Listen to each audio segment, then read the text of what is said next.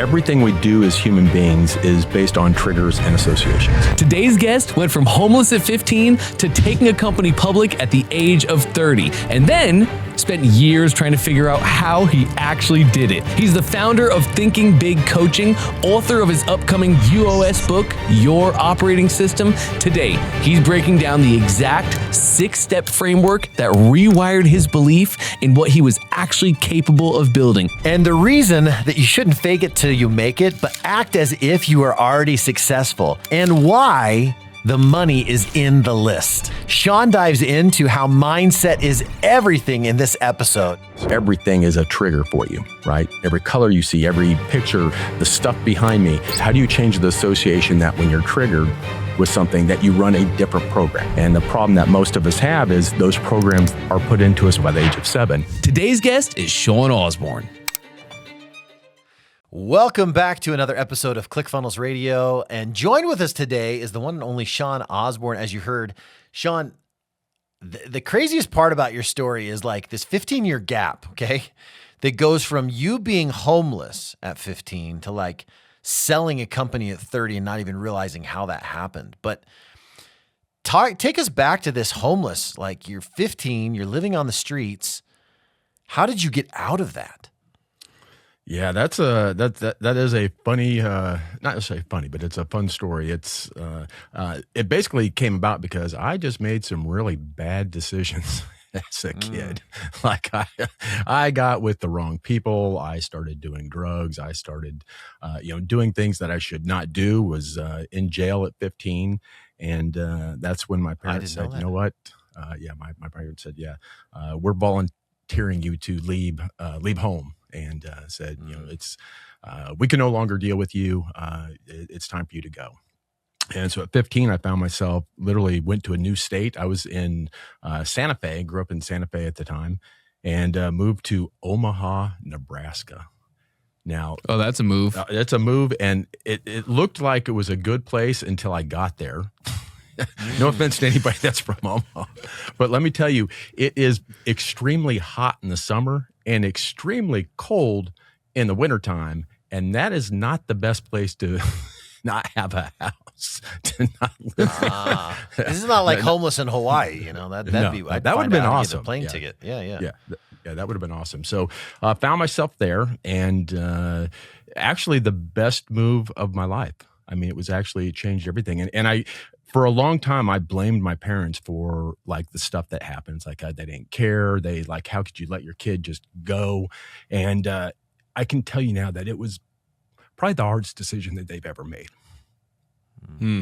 And so I truly thank them for that. So, and that really changed the trajectory of my life. I ended up in Omaha, forced to kind of do things, work, in restaurants, do, wait tables, not wait tables. I was too young for that. So I was washing dishes, bussing tables. And at 16, I met my then girlfriend, Amy. And while I was still pretty much homeless, got her pregnant. And if you think about that, I was a 9th grade dropout, didn't know much, was living on my own, couldn't even support myself really. And then having a kid. And it was that exact moment that like, boom, that one moment when she said she was pregnant. Sorry about that. Still, you can tell it's still pretty fresh. And that exact moment is what said, Sean, you better get your shit in gear. It's like, it's time to, you can't no longer screw around, and it's time to get things done and to turn things around and to turn your life around. And it was literally from that moment on. So literally from that moment at 15 and at 30, I was taking my first company public, in meetings with Goldman Sachs and Jones Day. And I remember sitting there thinking, what the hell happened?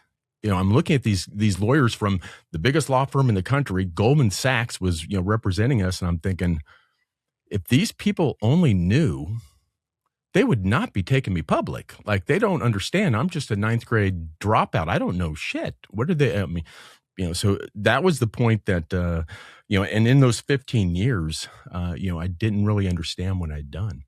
Can I back up though? Because I think people maybe need to hear this a little bit more of. Some people toe the line, okay? and they're, okay, I'm going to finish college. I'm going to be a grade A student, and then I'm going to go to college. I'm going to pick my career, and I'm just going to toe the line. Unfortunately, or fortunately, a lot of us entrepreneurs don't fit that mold. Can't sit in the classroom, aren't going to listen, or the kid that, might act out in class. And so I'm just saying this because if you're listening to this and you're like, wait a minute, you can raise your hand and say, I'm like you, Sean. Do you think that added to it? Like you're just wired more like an entrepreneur and you had to say, I'm going to go figure it out on my own. Like I don't fit this mold. Yeah, I think I was forced into that mentality young just because of this, and I think that's maybe it was the mold that I was given. Maybe that's how I truly am, regardless of what my background was. But I was forced to do what I liked. I was forced to have that figured out attitude because, again, I had no education, I had no money, I had not a lot of people want to hire a 15-year-old dropout to do anything, and so I had to go and figure out, okay, with what I have, I've got to be an entrepreneur and be able to sell myself. I've got to be able to do what I can to figure things out, like come up with things that other people aren't doing, so do things. And that's literally my entire career has been that since that time. Mm-hmm. Yeah. And so back then, so I'm going to date myself, but this was back in the 80s and late 80s, mid 80s. And computers were just coming out. Like nobody had home computers. Nobody had any of this stuff. And one of the things that I recognized was these companies would hire people for computer stuff. You didn't have to have a degree. They didn't ask for shit, right? They just said, come in and help me set these damn computers up, right? Yeah, so it was like, that's my way in. Yeah, that's my way in because they're not going to look at my past. I don't need to have a degree. You do now, but like you don't need to have a degree. You don't need to have any of this. They're just going to bring you in because you're a hired gun. You're an SME for computers that nobody else knows yet. It's like, so I've been in technology since the 80s. That's been my whole path is technology. But I chose that, or it chose me because of the situation I was in. And that was the only avenue that I saw that could get me to what I saw other people having that I didn't have. I remember being in waiting table or bussing tables, back at 15 and looking around the restaurant and thinking, these people think different than I do. They know something that I don't know. It's not that they're better than me. I never thought, oh, this person's better than me. But I thought I would literally sit back in kind of the dark room and look out and say, they're experiencing life different than I'm experiencing life. Why is that? And so literally that is what drives, the last 15 years, I've been all on mindset, all on how we think the way we think, why we think the way we think. And it all came back from, those early times of being forced to look at that. Well, talking about how we think, Sean, I have just something ringing in my brain right now. And if I don't ask you, it'll consume me the entire podcast. You said a really interesting statement there when you were getting IPO'd or going public. You said, if these people only knew I'm a ninth grade dropout, I know nothing. I totally see how back then you might think that, but Sean, today, now, do you think that your accolades or degrees you get from schools have anything to do with your person, your potential, or what you are to accomplish in life? Yeah, and so I've grown a lot since then, and part of it was, back then I had no personal development, nothing of that nature, so I didn't understand. All I knew is I just did it. Like people would literally come to me after I sold my company and they would say, how do you do that? That's not what you do. And I'm like, yeah, that's what you do. I don't know. I just did it. That's all you do. It's like if I can do it, anybody can do it. You just do it. And I didn't understand really how big that was and that it wasn't something that everybody just did. But I think I was, and I say this and it's kind of jokingly, but I think I was just too stupid to fail. I didn't know back then that you couldn't do those things. Like I remember so I started the company in Dallas, Texas, and I would literally go into what was the company, Sean? Internet company. So I helped start. Again, I'm going to date myself, but before cable modems and before all this stuff, there was DSL. DSL. I helped develop and start DSL technology. So I worked with like Wow. Southwestern Bell, which is now I think AT&T, and GTE, which is now Verizon. And so I worked with them, and I actually beat them at their own game. And those were two of the companies trying to acquire us because I was beating them at their own game of the DSL. I was able to roll that out and help them do that. But it all came from my technology background and just seeing what other people were like. I can take things and put them together that the way no one else puts them together. So DSL, there was nothing new back then. That technology for DSL was like 15 years old, and I was doing it for businesses for different things. And that's when I had the idea, well, what if I did the same thing, but I did it for people at home, and I did it for small businesses that couldn't afford T1 and T3 lines. So that was so I didn't invent anything. I put technologies that were already out there, and I married them up in a way that nobody had married them up in a way yet. Can I back up though? Because I think this is a fascinating story and I want to get into it, but that's a big jump from I'm homeless, in jail or whatever to, hey, this is where I'm setting things up. When did you kind of have this moment where you're like, okay, you find out that you're pregnant and everything else, and now I've got to change things. But when did you think like, okay, I'm going to start thinking differently? I know that Think and Grow Rich is a big part of what you do, Sean. And I think there was a moment where you're reading this book and had this epiphany. Will you take us there? Yeah. So here's the thing. I never saw or heard of Think and Grow Rich until after I had sold my company. Oh, is that right? Yes. So it's like I had never had any, I had never had any I had never even read a book. Seriously, I don't think I'd ever even read a book before. And well, then what got you into telecom stuff then? Because if Think and Grow Rich came later.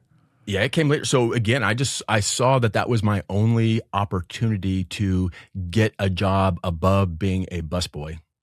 And I met people and stuff, and like they would have a computer, and I'm like, oh, I don't know. But something said to me, Sean, go look at this computer stuff, because that's going to be your way out of where you are. So that got me into computers. And then obviously so then I would go into, my first jobs was, maybe a desktop type person or helping people deploy, desktops. Again, this is the early stages of computers where this is Oregon Trail days. Yes. Yeah. This is way back. OG stuff. And so I'm talking about Oregon Trail, the game, not that you were actual pioneer, Sean. I mean, in some ways. No, technically he is. Yeah. Yeah, so it was the beginning of computers back then, especially for companies and obviously home. There's something that just told me, Sean, go in this direction. It was never an aha. It was like, this is my next step to get me past being a busboy or a dishwasher. And that led to a low paying job. And then that led to, and then eventually again, it went from building. I actually started building computers back then. Like this is before, Dell. This is before, all of these companies started doing computers. So I started building computers with parts and selling mostly computers. Apples then? Huh? This was actually, I think this was probably after Apple. So this is like the IBM compatibles, yes, you're trying to do all these other, Okay. Yep. So this was after, the Macintosh or Lisa or whatever it was called. But before any type of mainstream computers were available to companies and to especially home, obviously nobody had them. Nobody had them. So it wasn't like an aha moment. It was just something that I knew inside that this could be a way out of where I was and to pursue it. And it just, one thing led to another. Yes. And so it just kept getting bigger. So then I, building computers and then running computers and then running running IT departments for companies and, just getting bigger and bigger, becoming, more and more within that same industry until, I obviously quit, did my own entrepreneur stuff, built my own company and took it public. I know your journey fairly well from researching, and you're a big part of our community. So I know your journey pretty well. I'm already seeing a pattern that I want to identify for all of our listeners. You leverage existing technologies, assets, and resources and repackage them to fit the needs and problems that customers are having. And you've been doing this for a long time. So I really want to take some time and make sure we get to tactics on how you do and employ these same strategies that have worked for you forever and still work today. But I also really I want people to know your story because I think it's just so cool and very unique. Like one thing not unique so far that I've heard is the same thing we hear on every episode of this podcast, which is do. You just did, and you did so unabashedly, whether it's out of ignorance or regardless of the reason. You just did, you went, baby, and you go, baby, go. So that is just entrepreneurialism. That is just business ownership. But as your story goes, 15 homeless, 16 becoming a father. Now I have to go and do. So you went, gone, and did abashedly, built a strong, successful company, exited that company, and then didn't you go to work for somebody else after that? Yeah. So, okay, this is I gotta know, man. This is gonna be some funny stories here. Okay, so in my company, I had hired by the way, that the girl that I got pregnant in Omaha, she's now my wife. We've been married 40 something years. My son is, 41, 42 years old now. So now he is a nuclear physicist. So completely opposite of his dad. But anyways, so as we were going public, or as we were looking at going public, there's certain things that they want you to do. Like you have to have certain things in order. Obviously, your books need to be in order. You need to have all your employees need to be in order. You have to follow a schedule of like performance appraisals and doing all this thing. So I had the wonderful idea of giving my wife a performance appraisal, an annual, because she was working with me. So she got her annual PA. It was a needs improvement. This sounds dangerous, Sean. And it was at that exact day that she quit, and she says, "I will never ever work for you again." And she's kept her word. She's honestly kept her word. She's never worked with me a day since. But once we sold the company, two things happened. One, I still had really bad imposter syndrome. Remember, I hadn't gotten into any type of personal development. And I thought I was just a fraud, that I was just lucky. I was at the right place at the right time. I didn't know that what I'd done there was a method to it. I had no idea. All I knew is it happened. We sold it. And so she said, "If you ever start another company again, I'm gone." Those were her exact words. "I'm gone. If you do this, if you do this one more," because it was tough. I mean, it was 4 years of nonstop shit for a company like that to go from there to, going public. It's like, it was 20-hour days for years. And so it was very tough. And I understand. So I understand. And I said, okay, in my mind, I was like, I'll give it 3 years or so. So I started running IT for Chevron in Houston. So we moved to Houston, and I thought, okay, I'll run IT for Chevron for a few years. I'll get back out and do my own thing. During that course, so managing IT, I had other leaders underneath me, and I always wanted to say, I've got to become a better leader to have them lead better and so forth. I started getting into, personal development a little bit, but it all came from my wife was doing an MLM, like a multi-level marketing thing with one of her friends. And so she's got the entrepreneur itch too. No, she hated it, but okay. All right. She's just like, she was doing it. I'm doing it for my friend. Yeah. Okay. Yeah. She was doing it with her friend, and we were on a road trip, and I was just a passenger in the car, and they had to listen to their personal development crap on the radio or on their CD. And I'm sitting there listening to this personal development shit. And I'm thinking, that's interesting. Of course, I didn't want to admit it to them, but I was like, hey, there might be something to this. And that literally started an entire movement into getting into personal development and getting into like Think and Grow Rich. And it's once I got into Think and Grow Rich, that book is what gave me the insight of, holy shit, what I did back then at 15, I can trace that through Think and Grow Rich. I did all of the things that Think and Grow Rich talks about. I just didn't know what the hell I was doing. I didn't. Again, all the people that he interviewed, they didn't follow Think and Grow Rich. They did their thing. And it was at that moment I thought, holy cow, I wasn't lucky. I wasn't a fraud. It wasn't. I followed a process that I had no idea that I was following.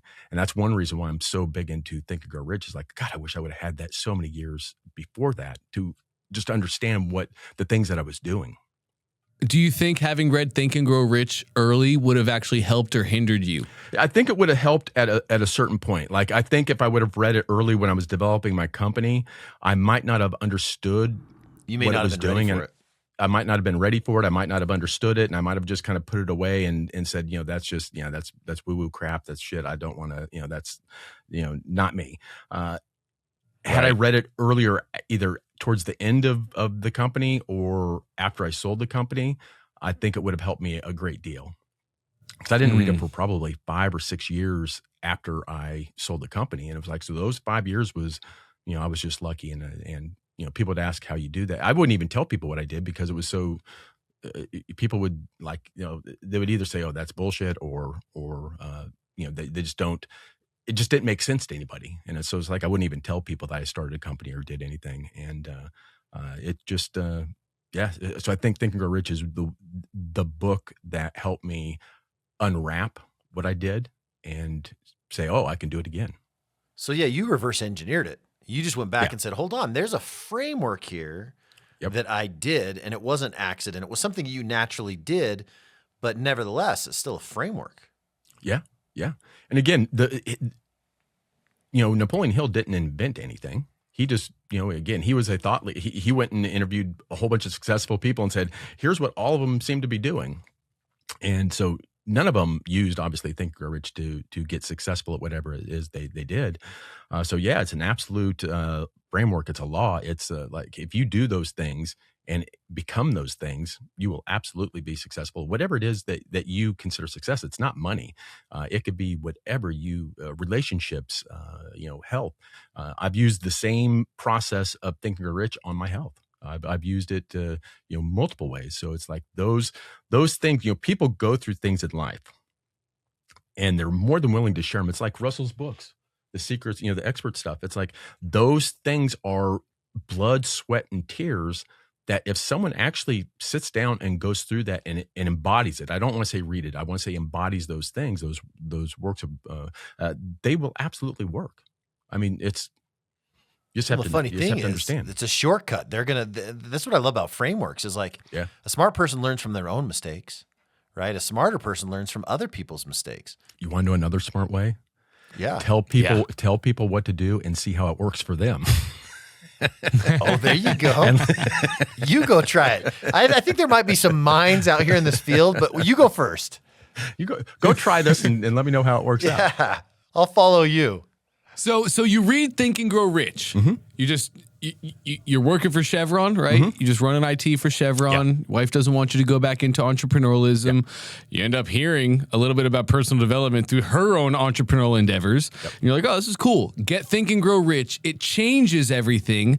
Then what? So then I started really getting into personal development, much more so than just Think and Grow Rich. I started getting into stuff like John Maxwell because of leadership, thought leadership for leaders. So it's like I started getting into that because of, I had leaders underneath me that I wanted them to be better leaders. And so it was like, it was still personal development, right? It's still personal development. And Think and Grow Rich had such a big impact for me that I actually started teaching Think and Grow Rich stuff. Like I would do workshops, I would do webinars, I would do various things, not necessarily for the money. It was more for giving back. It's like this had such a big impact on me.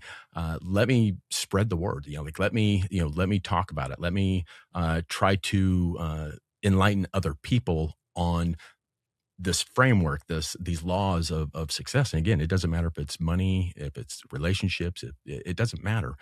It will help you navigate all of that.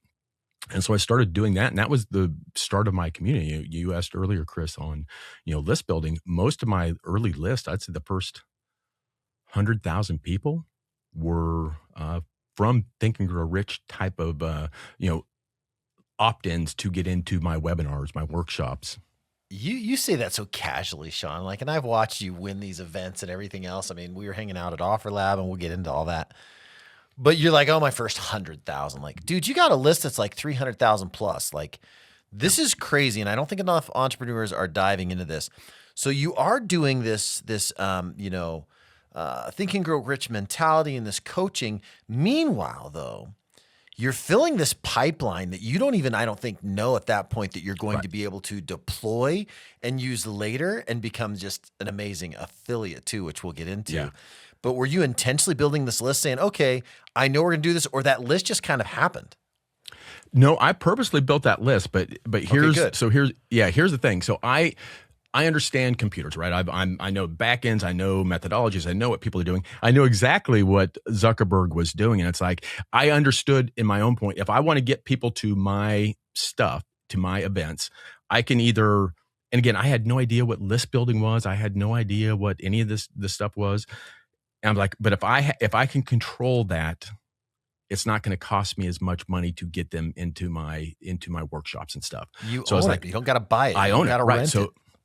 Right. So I was like, so why don't I start building? And again, I understood algorithms. It's like, okay, I'd look at, Facebook and I'm like, I completely understand what they're doing. His job is to keep eyes on his platform and to make money. Simple, right? Anything you do on their platform that either pulls eyes or pulls money, they're going to want a piece of it. It's just simple. And the algorithm just proves that out, right? That's their business model. And I fault him none. It's like, that's what he, that's what he does. But I understood that if I had my own Facebook, if I had my own platform, which at the time was just, okay, I'm just going to start collecting emails. And that's my platform. That is my Facebook, because I can go to that platform anytime I want and send out an offer, send out an engagement. And I think part of the way I did lists was a little bit different. Was I truly treated my list like, when I teach this, like a bank account. It's like a savings account. I can never withdraw more than I put in. So I have to add more value before I withdraw anything and ask for an ask. Say, hey, I want you to do this workshop. So I treated it almost like a community, even though it was an email list. And so I probably spent 6 months just before I even made my first offer to my list. Like, it was just value. Were you And following then when I like Traffic Secrets framework at this point? I had no idea of anything. So I had no idea. Nope. Just inherently like, this seems like a good idea. That's awesome. But I understand technology, and it's like, so I understand what they're doing. And it's like, so I understand, how I can reverse engineer. Like, basically what I was doing is reverse engineering what Zuckerberg was doing and pull it in for myself. Yeah. For me, not for him. Yeah. Yeah. Yeah. It's like, why pay him for ads every time I want someone to see my stuff when I can just get their name and send it whenever I want? Well, how are you getting the name though? So were you putting out like lead grabs or something? You're just doing like ethical bribes? Yeah, I'm foaming at the mouth for this. What was like, how'd you get the first 100,000? So I did a lot of different things, but so this was I want to say 26. I can't remember what year it was, but I'm also got certified with Tony Robbins. And one of the things that I can do as a certified Tony Robbins coach was I could do his 6 human needs test, right? That's one of the things and honestly, that's the whole reason I went to get certified, so I could borrow from his authority smart to do things. So I built a completely going. Yep. I built a completely automated quiz that they came in, they answered some questions. It said, this is your 2 highest needs. Here's how it could benefit you, but here's your blind spots. Here's what you need to look out for. Completely automated. There was no me involved in that. Which so people are going to 100% come in and go, yeah, I'll give you my email address. Look at all the value this guy is giving me. Yes. And now the thing that everybody needs to understand is, okay, that small transaction of value that Sean's giving him for exchange for the email address. And I know a lot of people like Chris, we know this list building thing, but for a lot of people you don't, like, now Sean has that name forever, and his job as a community, et cetera, he's nurturing that. He's not just letting that go. He's actually keeping it on his list. He's doing probably Seinfeld or soap opera stuff. Probably didn't even know that he's doing it, but he's doing it, I had right? no idea. Yep. And what's funny is, so we'll go back, but we'll jump ahead a little bit.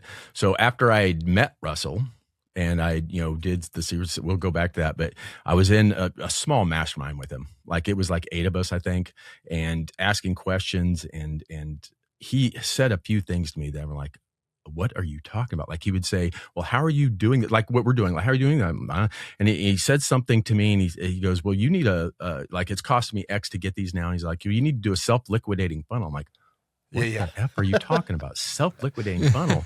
And he explained it to me and I'm like, holy crap. How did I not see this? How did I not understand? And that's really what took me into the ClickFunnels era. So here's the problem that I have. This is a personal problem that I have. I've been in technology a long time. So when I see something pop up, again, I was in technology before Russell started, ClickFunnels. Russell and Todd started ClickFunnels. But when I see things pop up, I have the problem of thinking, well, I'm a tech guy. That's just a landing page. He's calling it a funnel. It's just a landing page. So I never really paid much attention to it. Which is right. But considering that it's also saying, okay, I'm going to make this a blue ocean. I'm going to create a new opportunity. Landing page or not, just everybody notice what he's doing there. Like it's still a new opportunity, right? Yeah, it's Uber. And so it's not a taxi anymore. Yeah, I had no idea the depth and the width of what ClickFunnels actually did because of my own blind spots, thinking I already know everything. I've been in IT longer than most people. I know everything. It's like until I started talking to him, first company, until I talked to him, I'm like, oh shit, I don't know anything about this. So before doing any of that, I had never done an affiliate. I had never done my entire list was built for me to be able to communicate my stuff to my community. That's the 100%. Never even thought about affiliates. And so we'll get into this a little bit, but so my first working with Russell was when he introduced Secrets of Success. I think that was maybe 3 years ago. He launched Secrets of Success. And one of my friends who knows I'm huge into Napoleon Hill called me or sent me an email and said, you've got to get into this thing with Russell. He's doing this Secrets of Success. And I'm thinking, no, I'm not interested. Just, go Did you know Russell's name at that time or that's your first intro? I knew Russell from being a tech person, right? But I never, and I knew he started ClickFunnels, but I didn't know really what ClickFunnels was. I had gone up and when any new tech comes out, I normally, because I'm just the guy who likes to test stuff, I would go up. I went up and did some things on ClickFunnels early on. I think just did some things, just, okay, I understand the platform a little bit and moved on. So I knew who he was. And I'm out in the middle of the GNC with one of my best friends. We did a guys week, went to Turkey, and then took. So you're on a boat in the Mediterranean. Boat in the Mediterranean, going between Greece and Turkey, and he sends me another one. I think it was like maybe 5 or 6 days before that Secrets of Success had ended. And now you understand that these affiliates, they'll go for a couple of weeks. Like you have a lead time, and it's like, so this is like the last 4 days. Yeah, you're warming up your list and everything else. There's a lot that goes into this. Yeah, like, you've done none of that. Yeah. Oh, I've done none of that with this. And he got back with me again. I'm out there, and he was like, I think I was in Econos or okay, I can't remember which city I was, but he goes, you have to do this. And I said, okay, to shut you up, I'm just going to send out an email. So I crafted.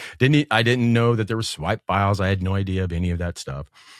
Crafted an email, sent it to my list, forgot about it, and come get back, and I got second in that entire Hold on. How many people are on your list at this point? We talked about 100,000. Are we up to 300,000 at that point? I probably sent it out. Well, I only sent it to part of my list. So I am one person. I segment the crap out of my list. I know so smart. where you came in on, what you do. So in other words, I send it out to all of my Think and Grow Rich list, which at the time, I think just that alone was probably 85 or 90,000 people. But hyper focused on that particular thing. This is resonating. Yes. So sent that out, got second place in that. And it was at that time I thought, who took first? Who's making you mad? Who took first in that? Doug Boughton. Doug. I'm gonna get him. Is that Doug Boughton guy? All right, fair enough. I had to ask. I knew it was. No, and now me and Doug are friends. Like we've done of course quite a few things. How can together. you not be friends with Doug? So got second, and what's funny? So this is what, maybe 3 years ago. I am still getting money every month from Secrets of Success, from that affiliate. Still to this day, I still get a couple grand in my account every month. from that one single launch. And one of my problems back then was like, I've got a big list, but I can only do so much stuff. It's like, so I was doing maybe 2 launches a year, and it's like, I just can't do much. And after this, that's what said, oh, hold on, there is something to this whole affiliate thing. This isn't just I had the again, it was wrong, but I always thought affiliates, that's icky. I'm not going to go hawk stickers for somebody. You don't want to dance on TikTok, Sean? Come on. Yeah. Well, I love to dance on TikTok, but selling stickers, no. Okay, fair enough. So I had a bad taste in my mouth. I didn't understand what affiliates were. I always thought it was just the bro marketers. I'm selling stickers this week. Next week, I'm going to sell you some something to get thin quick, protein powder or something. So I had a bad taste in my mouth, and I thought after this, I'm like, hold on, but if I can partner with people that are in alignment with my community, then it is an absolute win-win. And so that's when I started doing affiliate stuff. So now half the stuff I do is affiliate work. So half is coaching, half is affiliate. Yeah. Coaching or my programs. Yeah. So, okay. So that Secrets of Success launch was, you get into it, but I know for a fact, listen, because you and I have worked together before, that you were getting, like, your average cart value in another one of these contests was so far above and beyond, like 8 or 9 times like what everybody else's was. Yeah. First off, I want to know which contest was that? Which offer was it? So it wasn't one of Russell's, Okay. but it was in the same. Let's just say it's in the same Russell's same group. Yeah. Okay. Of people, but someone that I don't necessarily respect, and I don't want to promote their stuff. But I did this. So there's one reason, and one reason only, I did this launch. It was a huge launch, right? It was very big. And there were a lot of big names that were doing affiliates. I'm talking about people who were who have like they're not followers, they're influencers, right? So there was people on there that are big names that have 15, 20 million people that follow them on their list. Like these people on their on their social media. Following, and my whole it's different. And my whole thing is, I could give a crap if I've got 10 million people on that are following me if they don't ever buy anything. They're like, it does me absolutely no good for them to follow me if I don't have them on my list. My number one thing is get on my list. Follow me, get on my list. It's like, that's the only thing I care about. Every good marketer needs to know this, because here's what happens. You have one thing that happens and you're like, okay, I grew my list. And then you're going to go try to like get them to convert. And then you're not filling that pipeline. Like Coach Vince and I talk about this all the time, is like that list has to constantly be growing for sure. Yep. Growing and engaging. Both at the same time. Yes. Yep. Because if not, then you lose them, right? Yep. If you don't add value, you can't get value back. Again, it's like the bank account. You have to add more value than you ask. Like if you go to your savings account or your bank and you try to withdraw more than you put in, they're going to laugh at you, right? Same thing. Well, but Sean, I don't get a pie chart with blue and red colors on it to let me know like when I've delivered enough value to my list. So how do you know? Just by how much if I spend 4 weeks of adding value to them, I've earned the right to ask for a workshop. Like, come join my webinar, right? So I rarely ever sell to my list. I invite people on my list to do things that then sell. Yeah. So rarely do I sell directly to the list. So I add value. Oh, and by the way, we're doing this thing. Come on up. Which is a value add as well. It's not just buy my thing, buy my thing, buy my thing. People unsubscribe immediately. Yeah. And before I even knew what like webinars were, and what's funny is, so I had a couple friends that helped me out to help moderate my first webinar. I sent it out to a portion of my list. I had 2,500 people register. And I was on, this was Zoom, like I think this was even prior to COVID. So Zoom really wasn't that good yet. I mean, it was still, and I had, I think 400 or 500 people show up live. And Which is insane number. Come on, that's great. Yeah, especially nowadays. Nowadays it's getting hard. But this is like my first one. I'm like, how the hell do I do this? It's like I'm a one-man show and I've got 400 people on. The chat's blowing up, asking you all sorts of questions. Chat. I had someone streaking. I'm like, how do I? Oh my gosh, dude. I had some old lady walking around with her phone naked and her I'm You like, gotta be kidding. how You do know I what's so get this funny? off I make the a screen? joke. You probably heard this on Offer Lab or like whenever I MC or whatever, I'm always like, okay, cameras on and clothes on, but in opposite Yes. order. Clothes on first, then cameras on, because we've seen some full moons and everything else. It's wild. Anyways, Yeah, and I had people no are crazy. moderator. Like, I had no way of controlling it. So I've learned a lot since then. But yeah, so going back to like the affiliate launch, so I did this launch, and my whole Yeah, I reason want to hear for how that doing average cart value is so much higher. Yeah, so my whole reason for Yeah. doing that launch was to my list building course, right? I had a course that was list building, and the whole reason I did that affiliate was to show, and with numbers, I've got the proof that my list outperformed people with 10, 20 million people on followers. And these are big names, people that you and I and everyone listening, if I said their name, would know exactly who that person is. Because of their very big influencers. I beat every single one of them. I think what's funny is I didn't even promote the last week, which is the big time to promote. And still, I was in first and came in like third overall. Listen, you talked about Doug, right? Doug at the time too, he didn't have a huge list. I mean, I've interviewed him and he had like 5,000-6,000 people on a list, but they're crazy engaged. Like they're totally in it. So in that launch, did you segment? Talk to us a little bit about segmenting this list. Like, okay, first one that we did, Secrets of Success. All right, I know these are all Napoleon Hill guys. Did you go look at your list? And I love that he said a pie chart. I know Dante, you were talking about this, but like you go look at your list and you're like, okay, that's the segmented group that I'm going to send to, which is this 50,000 or 80,000. Did you do that again? Do you do that every time? Yep. Every time. I never send out one email to my entire list. Now, they're a lot alike, but like I sent this one strictly to people who have engaged in entrepreneur type stuff, like not Think and Grow Rich. Like these were entrepreneur people who had make money online kind of people. So I did that. And so what I'd done is I understood now after doing some of these launches with Russell and doing these things like, oh, so people actually add their own little bonuses on top of things. And like, so I never even I didn't even know the game. It's like, so now I understood the game a little bit. And I'm like, okay, I'm going to do this. Send it out to my a portion of my list, the entrepreneurs, and said, okay, we're doing this launch, and if you sign up, I'm going to give you this course. Like I threw in my bonus of this course, but you have to be VIP, right? So it's like if you sign up VIP, then you're going to get access to my course as well, just for signing up for VIP. And obviously those are upsells. Again, I'd never done any upsells. Like before I met Russell, I had a flat page. You take the offer, you don't. Buy it or you don't. You're trying to figure out the self-liquidating offer. You're like, this is now I'm like, self-liquidating. Yeah. I'm losing a lot of money by not doing these upsells and downsells. And it's like, I'd never done any of those things. So anyways, I do this, and my list wanted that course enough to where I think it was like, I don't know, maybe a $20 VIP, or I don't know, $49 VIP. I'm not sure what it was, but my average cart value for this free event, because you could go up there and sign up for the event for free, like just like Russell does, like, then you've got your upsells, your VIPs and that stuff.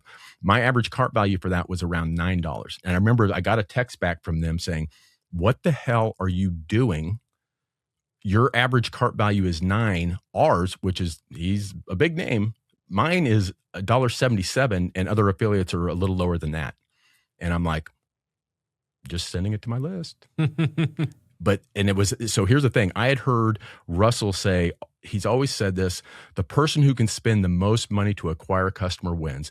And I did not understand that at all. And my initial thought when he says that is like, well, no shit. If I can spend more money, then of course I'm going to get more customers. I didn't understand until that text that I got from them that said, oh, hold on, I can go and spend $9. Again, I didn't do it with any ads, but if I wanted to, I could go spend $9 per acquisition, where they can only spend $1.77 per acquisition. I'm like, that's how you spend more money to acquire a customer. It's not just spend more money. Obviously, if you spend $1 billion, and it's like, oh, and it wasn't until that text came in. It was like, this is what Russell means by whoever can spend the most money. It's not whoever can spend the most money. It's whoever can spend the most money at a level without losing money wins. Correct. So I could spend $9 on ads if I wanted to and still break even for a free event. again, that's the money's on the backside, right? The money's never on the event. The money's not on the VIP. That's just to hopefully get you even for the, if you're good for the event. The money's on the backside. I'm like, oh man, I could literally, going back, I probably would put $20,000-$30,000 in ads and just crushed them completely. But again, I was just doing only my list. I didn't do any ads for that. Very little ad spend. Yeah, that's awesome. Wow. And it's like another thing Russell said all the time, losers focus on the front end, winners focus on the back end, right? Just applying the things that you learn. So tactically though, what does that look like? What was the funnel that you were running them to, and how did you get $9 where nobody else could? So my funnel was so I took them into, and I never knew this, a bridge page. I'm like, what the hell's a bridge page? What are you talking about? I would just send them to here. So send them to a bridge page that actually had my offer in addition to it. So it was like, if you sign up VIP, you get, obviously the thing, but then you're also going to get access to this course I was offering. Free access to the course. It's yours for life. Just sign up for VIP, which was, $49, whatever. And the course was like a $197 course. But again, I know that I would rather give that course as an upsell to get them into this and make all the money in the back end. Again, that's where the money is. Yep. And I obviously learned that from Russell as well. But that's how I got the cart value so high. My little gift for people signing up was at a value that was worth them paying $49 for the upsell.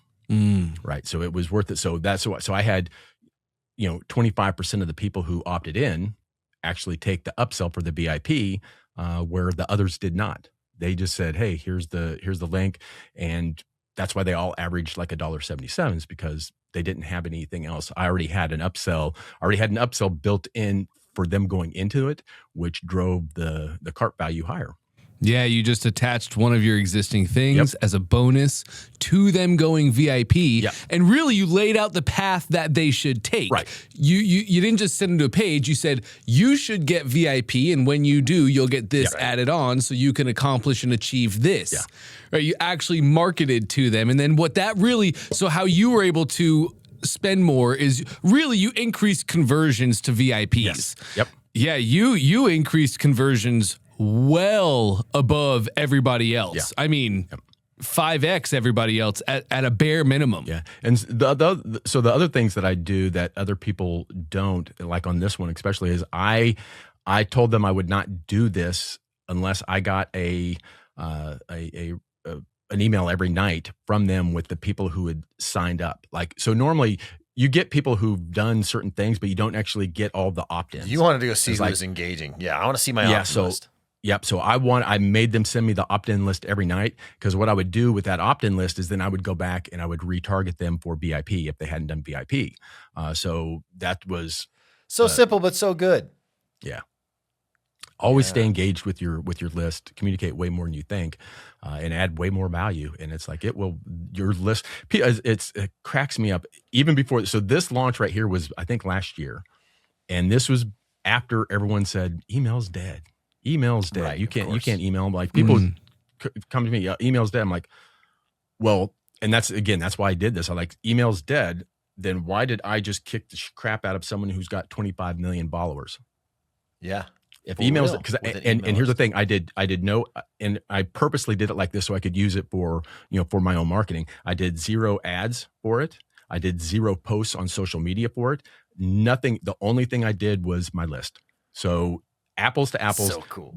They and I saw them pushing it on their own social media. So one of them was one of their own top speakers at the event that also pushed it, kicked his, beat him as well. And it's like, so that you can't tell me that email is dead, because it's different. You've got to do things different. Your opt-ins need to be different nowadays, but email is not dead, especially if you keep them engaged. Amen. A cold list, that's not very useful. But an engaged list, and there's tricks to use for engaging, like I did. I'll do this one. So again, part of my thing is Think and Rich, right? I love Think and Rich. And I actually built out a 54-week sequence. What do you guys call that? Soap opera. Soap opera? Well, it depends. Do the emails feed into each other, or is each email like its own standalone story? So they're all, each month, so it was actually 13 months. Each month had 4 emails with that step of Think and Grow Rich, right? So step 1, step 2, step 3. It was just literally a 1 paragraph thing. Like, it wasn't a big email. It wasn't a call. There was no call to actions. Well, there was a call to action, but so the genius thing was, the call to action was reply back, because it was almost like a question, like, what's your step? It was almost like an engaging question. So smart to get them to engage. Yep. And the thing was, reply back. I am not going to read it. I am not going to look at it. I'm not going to reply to it. You are simply putting it out to the universe that this is what your answer is. You put it out to the universe, and it's much more powerful. Dude, that is a ninja hack right there. And so I still, to this day, I get probably 400 or 500 emails a week from people who get these. It's a 1 paragraph thing that's based on that particular chapter, and then send it to the universe.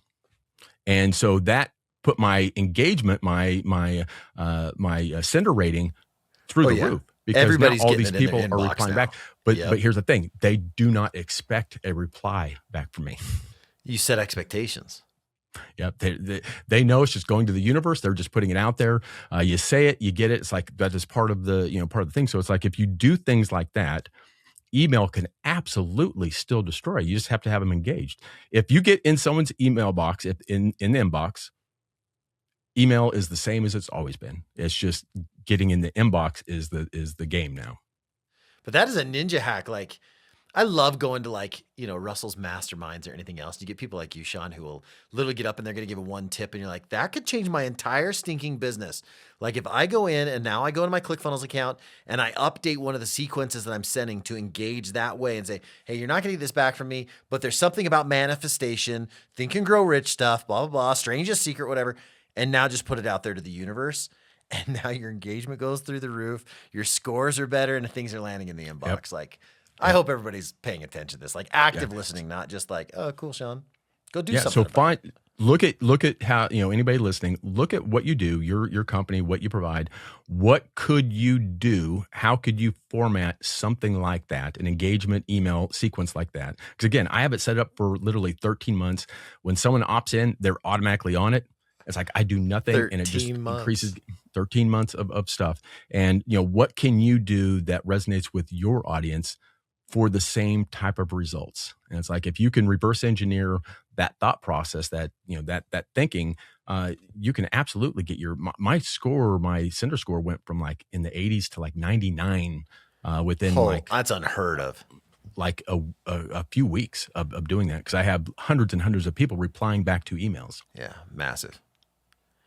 One might argue that a sender score like that is far more important than a social media following. Would you agree? Yeah. 100%. I can tell you. Yeah. What's funny is, I know an influencer that has millions of followers that could not sell 35 of her t-shirts. She put it on her social media. She's an influencer. 35 t-shirts. She got millions of followers. I'm like, yeah, that's not very, that's not very good if you can't do that. And it's like, so to me, social media, the only reason for me to be on social media is to get you on my list. That's the only, I don't care. I could give a crap if you like my stuff. I don't care if you follow me. If you get on my list, that's all that matters. I don't care about likes. I don't care about number of followers. I don't, my Instagram, like 3,500 people. Like, that's, I don't use it for that. I use it, it's completely different. I'm not an influencer.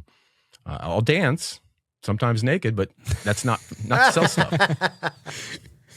I want to go back though. Like, when you kind of discovered, like, I remember you feeling like, oh my gosh, you mentioned off camera too, that like, man, when you sold this company, you kind of came back and you're working for somebody else and you're like, I still feel homeless.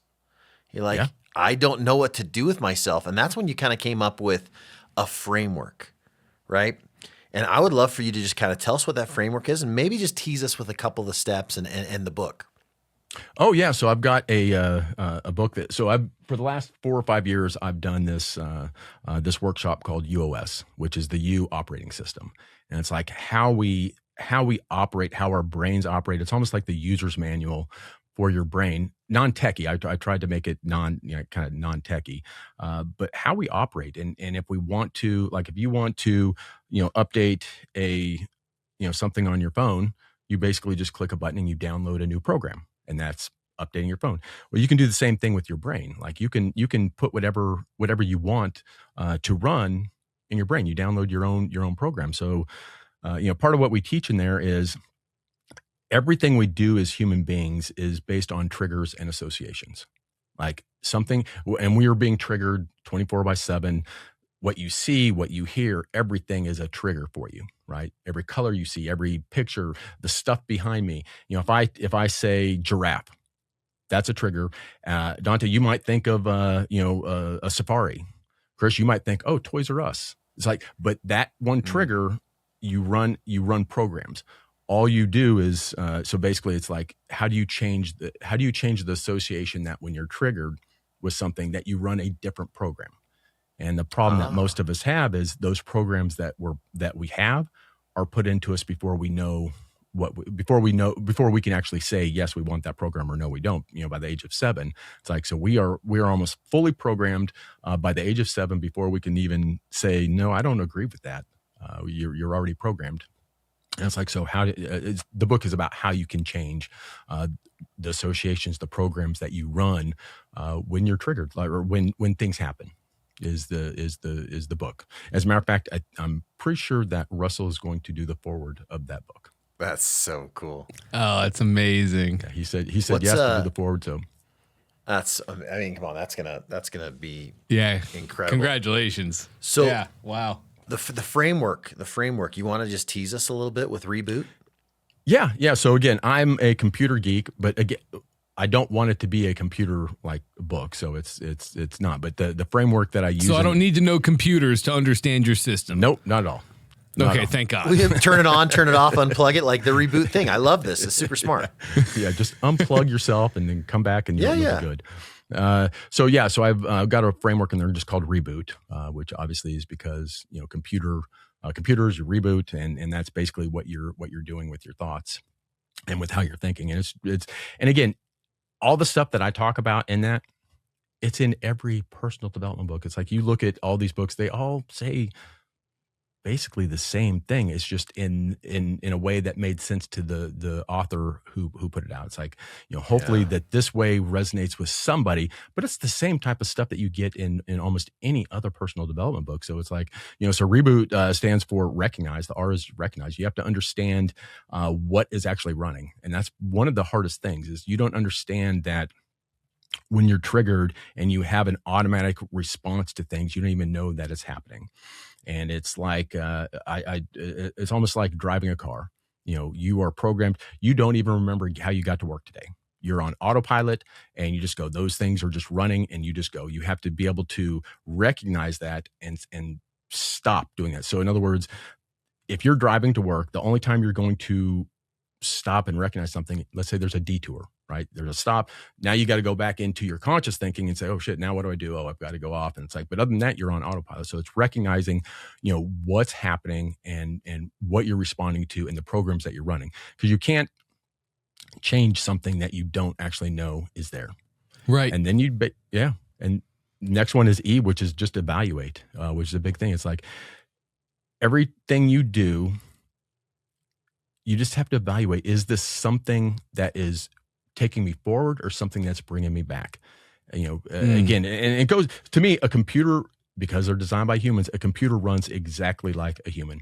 It's there literally is no difference between a computer and a human. We designed it. There's a reason it runs just like us. But those are like viruses. It's like a virus is just sitting there. It's a program and it's not doing you any good. It's hurting you. And those can be both ways. So in other words, if let's say you're making $50,000 a year, if you have a belief that you're worth $100,000, that's a positive belief, right? That I'm worth more than I'm doing. But if you're at, let's say, $500,000 a year and you have a limiting belief, or you have a belief that says I'm only worth $100,000 a year, that's a limiting. It's the same belief, but to that person, that is a limiting belief. That program is hurting them moving forward. It's like me after I sold the company. I didn't think that was me. It's like, so that was a program that ran in me that was a limiting belief that I was not good enough to actually do the stuff that I did. So that's kind of the gist of the book. And you break it down, and then you just override it. There's ways to go in and install new programs that you want to write. And I'll take you through one of them. So one of them is it's what I call is act as if. And you see a lot of people that say fake it till you make it. Fake it. Anybody Well, that's listening? such an interesting twist on it. Yeah, delete Act that as out of if. your language. There is no such thing as fake it till you make it. You act as if. You become that So person. good. And I learned that lesson. So I was starting my first company. That's I a was starting Tony a Robbins company. thing. That's change your state, right? Yep. Yeah. See, that's the thing. It's like everyone talks about the same thing. And it's like, Yeah, so when I good. was starting the company, I had to go out and get investors, and I had no idea investors. So I was literally walking into, again, this was in Dallas where I started it, walking into people who were millionaires and billionaires, like the Hunt family. Like the Hunts own, it's a pretty big, pretty wealthy family. I would walk in and say, you're going to want to invest in my company. You're basically an idiot if you don't. It's like, so nowadays I'm like, how did I do that? It's like now, but back then it's like, I had no idea. I'd walk in and I didn't give a shit. And it's like, you got money. I need money. Let's You get want this. more Don't money? be an I can get you idiot. more money. Yeah. Let's get this done. And, but I learned very quickly that they saw me of who I thought I was before I even got in the room. Like we all have vibrations. And it's like, just like if you're at someplace, you know that someone powerful just entered the room before you even see them. You feel their energy, you know that energy. And I learned very early on that they've got to feel me as a peer before they're going to give me money. So I went through like 60, 70 people trying to get money, didn't it? So I finally figured out, okay, I've got to be one of them. So I basically put myself in state anytime I'd go up to talk to them. And I had back then the big thing was a Hartman briefcase. I'm not sure if you remember these. They're Hartman. It was like a special briefcase. All the business guys had them. Yeah, it's like having a Mont Blanc pen or something. Like you got to have that suitcase. Yep. So that was my my totem. It's like I never used it for anything but my investor meetings. But I can tell you, the second I picked up that Hartman, I was a different person. I was no longer Sean. And it's like, so then when I go into these meetings and I got all the money I needed for the capital. I love that for anchor. my That's company. so cool. You trained yourself that way too. Like, no, I picked this up and I'm Superman. It's go time. Yeah. And it's go time. So it's like, so you act as if before you're ready. If you try to do things when you're ready, you're never going to get there. You've got to do, and here, it's another quote. You've got to do the thing before you get the power to do the thing. You've got to be that person before you can get the power to be that person. It's like, if you understand that's how you overwrite, that's how you reprogram who you are, then that's how it works. It's like one of my favorite quotes was from Steve Harvey. And he said, just once, buy a first-class ticket. Don't go break yourself, but next, buy a first-class ticket, because what it will do, you're going to love it. And your subconscious mind in the background is going to figure out ways to do it again. It's like you're acting as if. You're not faking it till you make it. You are there. You are experiencing it. You are in first class. Your subconscious says, hey, I like this. And it will find ways to get you there again. And so that is acting as if.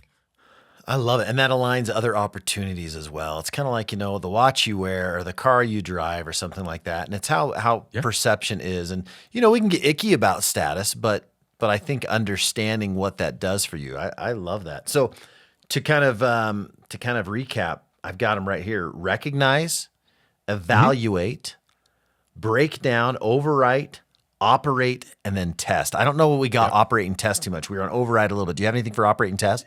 So operate is the act as if. Like that is really where I Okay. teach the acting as if. Like you're operating as that person. Like you're operating as who you want to be. Whether you're there or not, it doesn't matter. You operate as that. And then you test and you track. It's like what worked, what didn't work. And it's like you evaluate. It's like you're going through code. It's like, well, that didn't work. Now I'm going to try this. It's like you're always evolving and doing, it's like it's a nonstop reboot. It's like every new level is a new devil. Like every new thing you go through and you reboot. You're never going to reboot from version 1 to version 15. right? You always have to go to version 2, then version 3, then version 4. You can't just jump. So it's like this is a ongoing type of sequence. And again, all of the books, they all Tony Robbins. Like this is it, it's not woo woo. It's not just how it is. It's a law of growing, no matter how you say it. So I only have one question. I actually love that framework. It's just simple. You're right. It is like all personal development books, just made simple.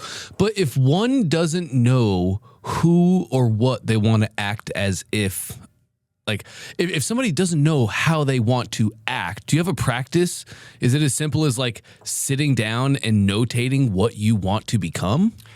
Yeah, it's and everyone has those what I call silent mentors. It's like we all have people that we look up to no matter what you do, whether it's in relationships, it's like, oh, that person's got a great relationship, or that person's got a great career, or that person's got, great finances, or even, that person drives a really nice car. It's like, find out what they do and act as if. So one of my first learnings, and this was going back before that, I had a mentor that that went out to lunch with one time, and he gave like and again, I wasn't making much money, and he gave like a 50% tip, and I'm going, he's like, and he did it with a smile. And I asked him, he was like, you've got to, he goes, internally, I tell myself, lucky I'm rich, lucky I have plenty of money. I'm going to give a 50% tip. Lucky I have enough money. All you're doing is you're setting your subconscious up to say, oh, I've got plenty of money. If you, and it doesn't have to be much. Like now, every time I tip, I always tip another extra, 5-10% since that day, like every time. And it has nothing to do with having money. It has something to do with your subconscious thing. I just make more money. I just make more. It's just a subconscious way to act as if I had all the money in the world, and your subconscious mind kind of follows that. Well, it does. And it's the things that we say too. Yeah, it's the things that we say too. Like, it's funny. I was at lunch a few days ago with some friends too, and we collectively have a boat together. All right. Which, by the way, if you're gonna ever have a boat, like, just do it with friends, because if something bad happens, then everybody collectively pitch in. But they had to take it to the dealer or something like that, and I'm like, it's a good thing we're all rich, and we're just kind of teasing around, but. In getting in the habit of saying those type of things, like, to just resonate, there's power in that, instead of saying, oh man, I just wish I could get by. Don't say those things. Be like, boy, it is a good thing. Lucky I've got some money. You know what? That's so cool. I love this act as if, like, I'm writing it down. That's my new mantra, man. Yeah. Just act as if. And that's truly, so your subconscious mind gets reprogrammed by these things, and by doing it often. It's like you can't do it once and expect, your subconscious mind understands your bullshit. It understands that, Chris, you've told me the last 15 years you're getting your ass to the gym. You've never done it. So don't sit here and say, I'm going to get that. Didn't happen, Sean. Okay. That didn't really happen, just for the people But it listening. Understands us. It's like, so we got to have that repetition in order for it to say, oh shit. Yeah. Okay. We'll do it now. Yeah. We'll do it. So that's the whole point of the book. And that's truly reverse engineer how I went from 15 to taking a company public, was this exact thing. Every revision was a new person. Everything was a new person. I always, for some reason, I always acted as if for the people that I was following. I always had, and at the time I couldn't afford coaching. I couldn't afford it. So I had silent mentors, and I was like, so I would see them. And I'm like, what are they doing? They're doing something. And it started in Scribble's restaurant in Omaha. They're doing something that I'm not doing. They're seeing something that I'm not seeing. And if I act like that, it's like if you saw footsteps going across a snowfield that's full of landmines, and you saw footsteps going across that, and you don't see a dead body that got blown up by the mine, you're going to take those exact same footsteps. Exactly. You are not going to deviate one bit. You're going to take so if I take the exact same steps as they did, if I use their exact same framework that they did, I'm going to get to the end just like they did. And so that's how I've treated virtually everything. It's like I find someone, Russell, I find someone that and I do what they do. I don't fake it. I actually do it. I act as if. So, Sean, you've been in the community, we'll call it, like the funnel hacker community, right? Prime mover, everything else. talk to us maybe about little things that you've learned or so on that have changed how you've done business. Like I heard you talk, and that's why I feel okay, setting you up like this. I mean, you credit a lot of this to Russell. Maybe take us there and talk us about why. Yeah. So again, I built all of the stuff I do just to sell my thing. Again, I was going blind. I didn't know what I was doing. I was just creating stuff and getting stuff done. Fairly successful. But once I went through the secrets of success, I got to meet Russell on some several different small masterminds, and the things he said, I'm like, oh, ClickFunnels isn't just a landing page like I thought. Like, again, the way I sold my stuff before is you went to my sales page, and at the bottom was buy it or don't buy it. That's it, right? There was nothing else, and I didn't understand the art of actually doing what he calls a funnel. And it was completely foreign to me on downsells and upsells and doing these other things. And again, one of the things he told me about, like I said, okay, it's costing me a lot to get it's getting more expensive to get people on the list. And he's like, he started talking about the self-liquidating offer, and I'm like, it's like he's speaking alien to me. I'm like, I don't know what the hell you're talking about. So I had to go search like what that was. But all the things that he does, that ClickFunnels does, is so different than what I was used to. So I was on another platform. I'll say I'm completely off that Kajabi. So I was on Kajabi for years. And once I met with Russell and I started seeing the things that ClickFunnels actually does, like, it's not a landing page. It is an ecosystem of being able to funnel people. Oh my God, ClickFunnels to funnel people in and do things that I could not do on the other platform. The upsells, the downsells, they might have a few gadgets now, but it was never that environment that Russell built with ClickFunnels. And once I moved everything over to ClickFunnels, my entire way I do business changed because it was no longer just a flat sell.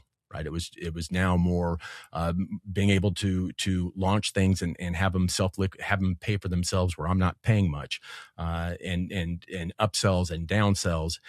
I never had that before, and that really changed the way that I do things. And what's funny is I recently launched something, and it was an AI thing. So I just did a little AI payment through what was it, Stripe? Like, it was connected to Stripe, and I went there and I'm like, I can't do any of the stuff that I want to do. So I pulled that back into ClickFunnels. It's like, so it's still doing my front end. So I've moved all of my email. So all of my email stuff goes through ClickFunnels. Like, my whole list goes through ClickFunnels, my whole CRM, my landing pages, my everything goes through ClickFunnels, because the platform was so different and does so much more than the other platforms that I'd used in the past. And I literally used every platform, tested every platform out there.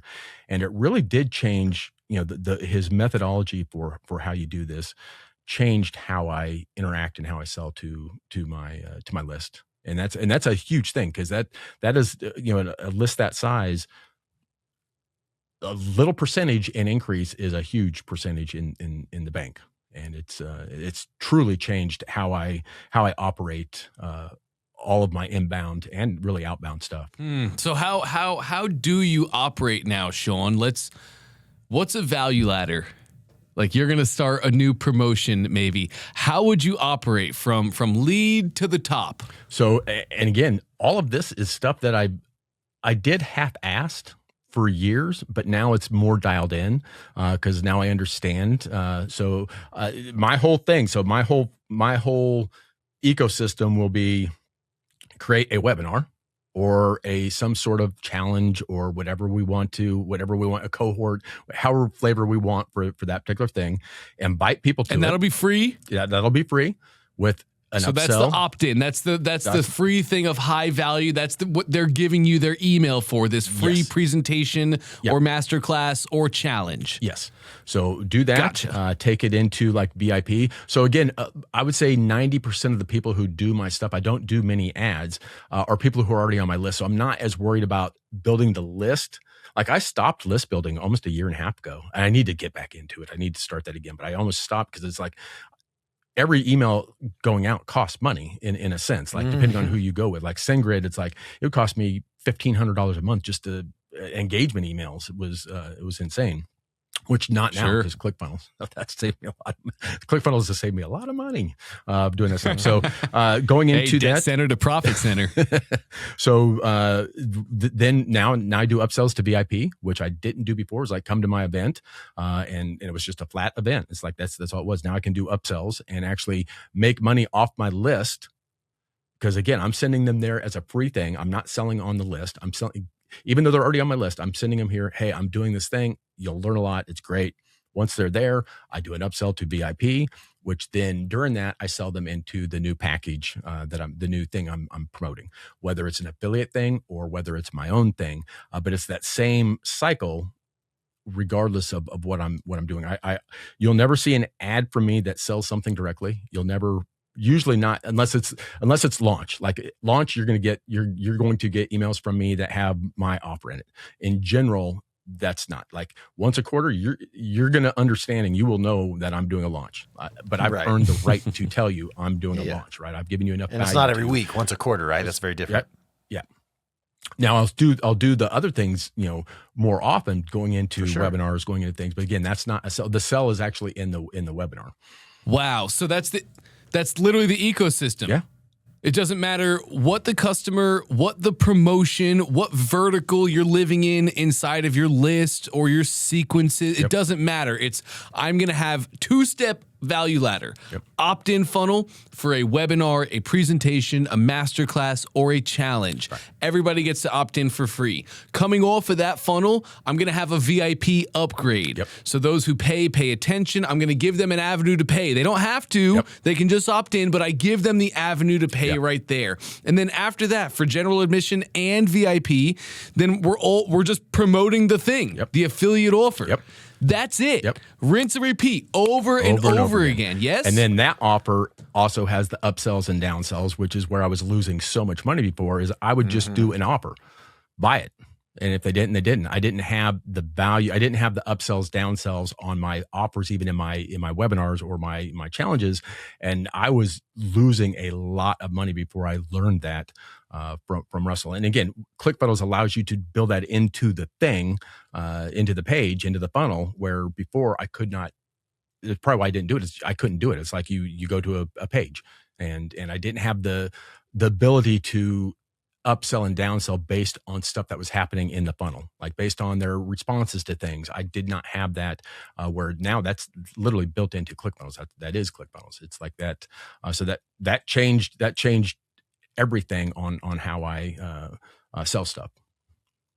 Yeah, the conditional logic is everybody should be doing that. That's what takes it to the next level. You talk about how much I was missing out on. So many people have that revelation. I guarantee there's so many of our listeners right now listening. They're like, well, I haven't really done the whole upsell, downsell thing yet either. So let's paint a little picture. What do you expect your upsell to convert at? Because in case you don't know, somebody goes and buys a thing on the order form step, we would immediately take them to an upsell step where, hey, you bought this thing. Now, do you want to do that same thing, bigger, better, faster, stronger? Whether it's through community, coaching, one-on-one, done-for-you services, whatever it is. Order form where they buy the main thing, right to the upsell. Hey, do it like a pro. This is your first class ticket, if you will. If they say no to that, then we will conditionally take them to a downsell to still try and grab all the profits and revenues that we can. Oh, first class wasn't right for you? That's okay. Would you like just a nice priority cabin seating? Do you want some extra leg room? So, and is that how you run it as well, Sean? Yeah. And do you remember that movie with, I think it was Kutcher, where they're at the drive-thru, and then where he's at the and then I love that. And then that's right. So you keep going. But I think my biggest thing was, even besides that, so that's if they buy it, you upsell, downsell. I was losing so much money where people were like, I don't want to pay $497 for that, and they were gone. So now my big thing is I can downsell them to a $47 thing or $97 thing, and then from there do the upsell. So I actually made more money. I was losing more money on people not buying than I was on people buying and then upselling them to bigger packages. Because once they bought that package, I had ways to, not in line, not there, but like to then I would sell them to coaching and do other things, but it was all manual stuff. After that, I was losing a ton of money for people who weren't ready for that $497 thing or that $297 thing, and then they just leave. And it's like, now I can capture and say, oh, how about a $47 do your DIY for this? What about, so I was losing a lot of money who they would have just left. I would have never seen them again, to still get engaged, even at a lower value. But now that I have them at that lower value, now it's up to me to get them up those ladders. Like Totally. That's my job. My job is to get you in wherever you're at. My job is to get you to the next level, get you to the next level, get you to the next level. And those are the types of things that I never thought about before for ClickFunnels. I couldn't do them, so I never thought about them. And it's like, it's just, but I'm telling you, I left so much money for years on the table. People who went to my offer, didn't take it, and were just gone. And losing those people, those are some of the best people that you can get, because those, I mean, you can cycle them up through an entire ladder. Yeah. Yeah. And what you mean by that is cycle them up. Like somebody goes to your $497 and they say, oh, I'm not ready for that. And we just stop the sale. Well, I find, Sean, most times at the $2,000 and less price point, most people do have that money. Yeah. Oh, yeah, right? Absolutely. And so they do have the resource to be able to do that thing. So when they're saying no at a sub $2,000 level, they're really saying no to you. And what they're really truly saying is, I don't know you enough, like you enough, trust you enough, or have enough belief that you can give me the things that I need. Right. So having that downsell, having that $47 product is a low price point, low barrier way for people to re-engage you as the business owner, your ecosystem, so you can build the know, like, and trust and belief that you are the way in the vehicle for them to get the results. It gets them back in your ecosystem, back in the emails, back to you delivering. And then 60 days after that, when you've delivered more value, then they go up, gotten them over that hurdle that they're currently at, then they're ready for $497. And you still keep them for the next 6 years. They still ascend the rest. They just need a little extra time, a little extra help to get there. So by adding that downsell, you give that to them in the business. They're not leaving and going and finding somebody else who's going to give that to them and joining their list and joining their ecosystem and their world for the next 6 years. You maximize and capitalize on every ounce of traffic that you get to the funnel. And I would tell anybody listening to this that the lowest thing on your value ladder is the email list. So it's like that's the bottom of my ladder. Get on my list, because if you get on my list, I guarantee you will get value. And it might be a month, it might be 3 months, it might be 6 months. You might opt out at some point, I don't know, but at some point you will go up that value ladder. So my lowest ticket is my email list. Like, get on my list, because now I can control how many times you hear me, see me, and again, that builds the know, like, and trust. And that's where and people who don't have names, like I don't have a big name out there. I'm not like Russell. It's like, people don't know me necessarily until they're in my world. So I've got to do those low value things to show someone that they can know me, that they can trust me, that what I do will add them value. And again, so my lowest thing is on the list, and then it just keep going up from there. Yeah. Worst case scenario, you're going to be on my list. You can come sign up for the event. My worst case scenario is you're going to be on my list, and at some point you will buy something. Might not be today, but it will be. That's awesome. Well, Sean, before we wrap, this has been incredible stuff. I hope everybody takes notes. Like, you should have a notepad, like Dante and I are writing down notes here. Like, my gosh. You should have a notebook ready to go and write notes, and then go do what you're actually going to that you write notes on. But before we go, we do this segment, okay, Sean? And it's rapid fire questions. So we ask really fast questions. Dante's going to hit you with about 5 or 6 of those. But this segment is brought to you by Funnel Hacking Live. If you don't have your tickets yet for Funnel Hacking Live in Las Vegas, September 21st through 23rd at the Fontainebleau, make sure you go get this, because you're going to hear from people that are amazing, that are maybe 1 or 2 steps ahead of you. Plus, also being in the right rooms. We've talked a lot about that. Like, this is the room where things happen. Entrepreneurialism can be a lonely road, but come get in the right room with people who are like-minded. So funnelhackinglive.com/CFR, get your ticket, and we will see you in September. Are you ready for rapid fire questions, Dante and Sean? I'm ready. And by the way, I will be there. So anybody come and see me. I'll be high fives and hugs. Oh, nice. I'll be at live. Oh, yeah. There you go. All right, Dante, Let's get into it, Sean. Rapid fire questions. My first question, I see the trilogy behind you. What's your favorite? I would say my favorite is going to be .com Secrets. It has more in it than. And why? I think it was just it showed me a lot of the basics that I had no idea. Like I had been building lists and I'd been doing things, but like I didn't put everything together until I read that book and like, oh, they all tie together. So it was kind of, for me, it was just kind of a more blanket aha of I don't want to say the industry, but like how we operate. I thought for sure it was going to be Traffic Secrets. Actually, you want to know what my favorite book is? Yeah. This book was given to me by Russell. This is a first edition, first printing of Think and Grow Rich. So This cool. This is my prized possession right here, by the way. That's so cool. Well, that was going to be my second question. Out of all the books you've read, what is your favorite? I'd say it's Think and Grow Rich. Yeah, absolutely. Yeah, without a doubt. Can you say why? Because every time I read it, it changes.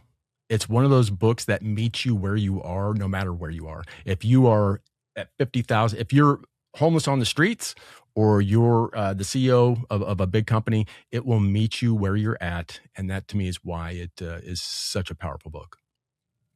Wow. That's a powerful statement about a book. That's something. Okay, I'm curious. What do you think is the best driver for humans? A fear of failure or a passion for success? Fear of failure. Fear always drives me. All day. Yep. That's what drove my last project. Yep, absolutely. Fear will, at least for me, fear gets my ass going. On the same line, pleasure, move towards pleasure or away from pain? Away from pain. And Me if too. you're selling, and from a selling standpoint, if you sell to their pain, you will do much better than if you sell to a pleasure. That's true. Okay. Do you have a favorite headline? And what I mean by that is like curiosity-based headline, shock and awe, bold statement headline. Do you have a favorite that you would go to every time? If I had my way, it would be sarcasm. I speak fluent sarcasm. It's like, Yeah, so you people do. sometimes will be with me and they're like, well, I'm like, I'm just being sarcastic. I'm sorry. I think, and I've tried all different types of headlines. For me, I think the curiosity is probably one of the most powerful that I have for my list is the curiosity of things, because they all kind of know, but it's like that will for me that will do better than anything is curiosity. And that's going to go on your email subject lines. Yep. That's going to go on your funnel headlines. Yep. That'll even go on your social media titles of your videos. Yes, yep. Curiosity. And Russell says this all day long. Everyone's is like, your headline is the most important thing you will ever write. Because if they don't stop, if they don't open the email, if they don't stop on the scroll, it doesn't matter how good your stuff is. It's won't convert. So that is the most important thing that you can write. This might be a tough one, and it might be because it's a bad question. So let me be fair on that. Is there a most important thing when building a coaching funnel? Most important thing, one is honesty of what you can do. I see so many people who do coaching, but they've never actually done it. And it's like, to me, the most important thing for a coaching funnel is coaching something that you've actually walked. And not theory, not something you read. And I think that's the biggest. And even if you're not where you want to be and you want to start coaching and you haven't done a lot of stuff, you are still one or two steps ahead of a whole bunch of people. Yeah, or do it for free and get the results. Yep. Or do it for free and get the results. And it's like, but you have to be honest in what you deliver and what you do, because if not, one, they won't be on your list for long. And two, it's just not going to be profitable. It's so even if you're not doing stuff at this high level and you're just doing here's how to write a headline. If you've done headlines that have converted, you can coach on that. But as long as you're one or two steps ahead of somebody, there's someone that will pay you for what you do. Everyone has a gift. Everyone has a genius. That is a powerful statement, Sean. I've heard it 100 times just in this year, 1 million times in my life. And I feel like that statement also takes new forms. the more times I hear at different points in my life, gosh, I hope you got that, gang. That was amazing right there. Okay, we talk about OS, your framework on how to change your operating system. What's an operating system that you had running that you really didn't know was running? Maybe like even after you came up with all of this and you really understood how to look at yourself, what's a sneaky one that took you a longer time to find? I would say the biggest one that I had or still have is being homeless. So it was, so I had best friends up until like maybe 6 years ago that had no idea of my backstory. I was so ashamed of being, where I was that was, so again, it's still a limiting belief that, that controls, it doesn't necessarily control me. I understand it now, but it still affects me. But that program of "you're not enough" was deep, very deep. So that was the biggest one. And here's the thing: we all have that. We all have that to some degree. That we're not. That's what imposter syndrome is. It's like, oh, I've got somewhere. If we've ever done anything outside of your comfort zone, you're going to feel like an imposter because it's outside of your comfort zone.